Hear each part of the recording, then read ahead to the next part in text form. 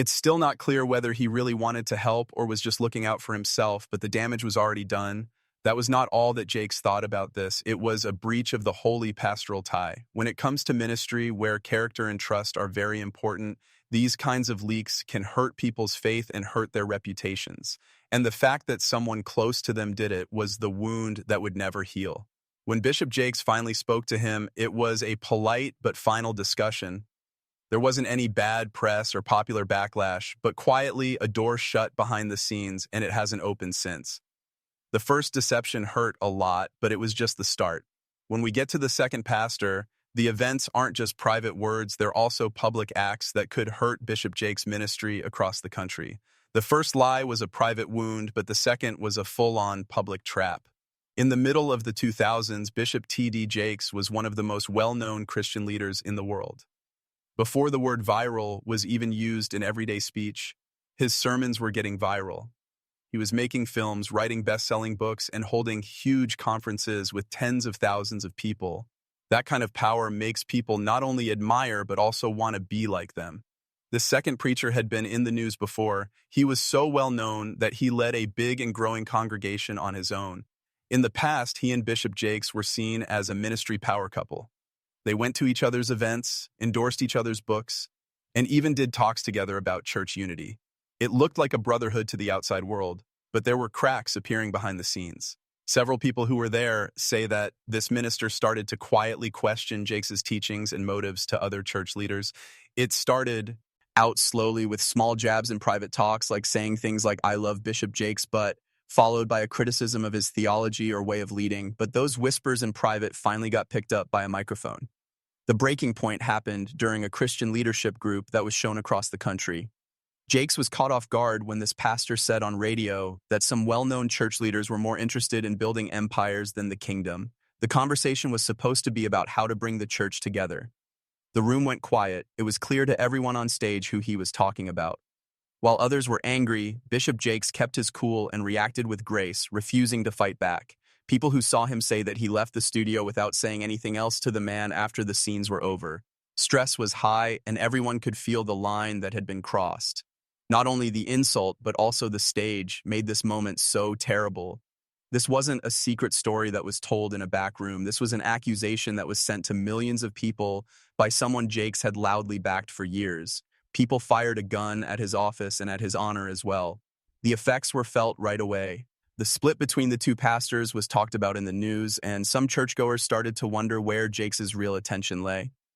As of now, there has been no reconciliation because the preacher who said the thing never said sorry in public.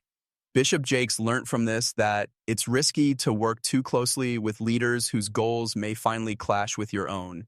Even though it hurt, the third pastor on his list did more than just attack his ministry. They went after his family. That's when the story goes from being about deception to being about something much more personal. He lost faith in people in the first betrayal, and his public ministry was shaken by the second. The third betrayal, which involved his family, hit him right in the heart. Family has always been an important part of Bishop T.D. Jakes' life. People say that religion is built on forgiveness, but Bishop T.D. Jakes, who is one of the most powerful preachers in the world, says that some scars will never fully heal. He is known for kindness, wisdom, and making peace from behind the pulpit. But today we're revealing a rare moment of complete honesty. You won't be able to say what Bishop Jakes said about the 5 pastors he will never pardon. We're talking about lost trust, betrayal, and church secrets that have been talked about behind closed doors for years. This is not just a story about how the church works. It's about morals, loyalty, and the bad side of being a leader. And I promise you that the names on this list will shock you. Bishop T.D. Jakes does a lot more than pray for people. He started a church called the Potter's House that has tens of thousands of members and millions of fans around the world. He is also a best-selling author and film producer. His teachings have given people hope for many years. His words have helped many people feel better. And because of his name, he is one of the most listened to Christians. The lectures and public image are nice, but there is a world most people never see.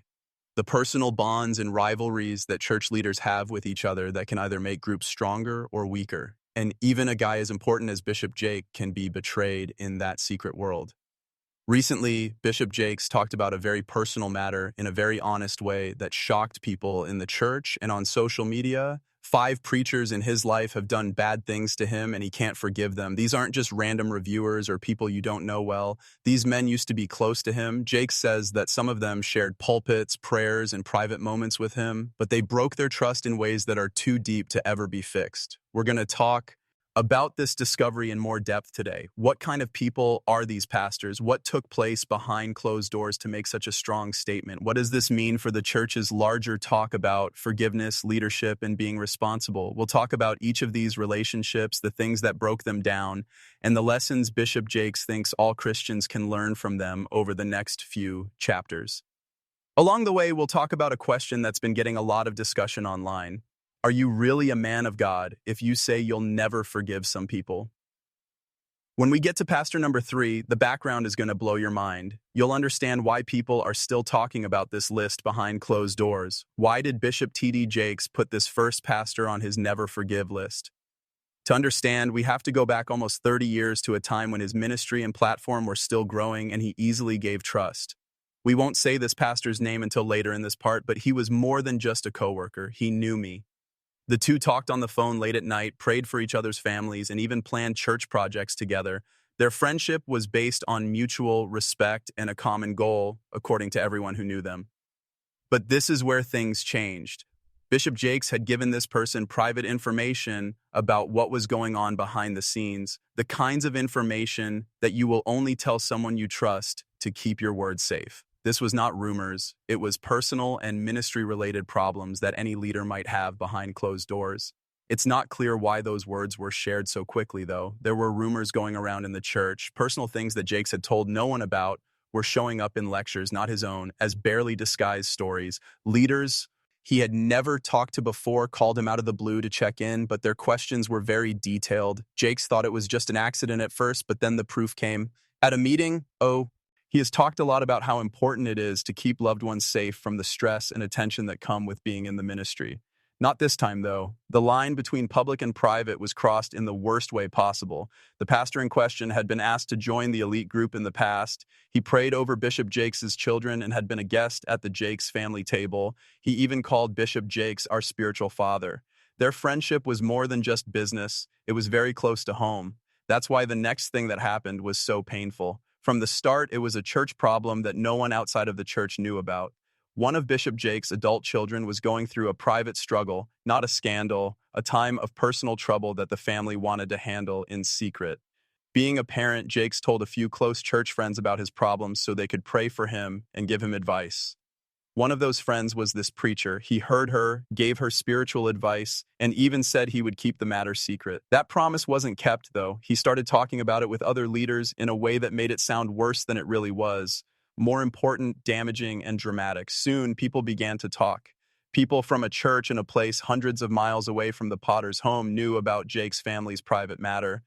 There were hints on social media that there might be trouble in the bishop's home. What's even worse is that some of these posts were linked to people who were directly involved with that pastor's mission. The minister didn't say he didn't share the information when Bishop Jakes asked him about it. Instead, he defended it by saying that he thought other people needed to know so they could pray better. As for Jakes, this wasn't intervention to him. It was taking advantage of. It wasn't about getting people to be prayer fighters. It was about managing the story and making him look less trustworthy as a father and a leader. It did more harm than just hurt reputation. It hurt his kids to know that their private problems had been talked about, like church gossip. They had already grown up in public service, where they were constantly watched. And that was the last straw for Bishop Jakes. He thinks that disagreements in the church can be talked about. You can handle public criticism, but harming family, even in a roundabout way, is a line that can never be crossed again. So he broke off all ties in a strong but quiet way. No public fights or angry lectures meant to get back at someone, just silence and space. As of now, they haven't talked to each other. People who know Bishop Jakes well will also tell you this. It stays shut when he shuts a door to keep his family safe. But if you thought that was the worst deception, you're wrong. But the fourth preacher did more than just betray Bishop Jakes. They used his own words against him in a way that almost ruined a big project he had been working on for years. You've probably seen a trend by now. The hurt is worse when the relationship is close. Bishop T.D. Jakes' fourth minister, on the other hand, is a different kind of traitor. There was no private talk, public comments, or even family issues in this one. This one was planned, strategic, and maybe even more dangerous than the others put together. See, being honest is one of Bishop Jake's best qualities and a big part of why he can connect with so many people. He doesn't just speak from the top of a mountain, he talks about the valleys, the struggles, and the times when he feels weak. This makes his message more real. When you're that open, though, it takes trust. Believe that the people around you will value your honesty and not us, it against you. This was something the fourth minister knew all too well. A lot of years ago, Bishop Jakes had been honest about the difficulties of running a global ministry in a number of priva.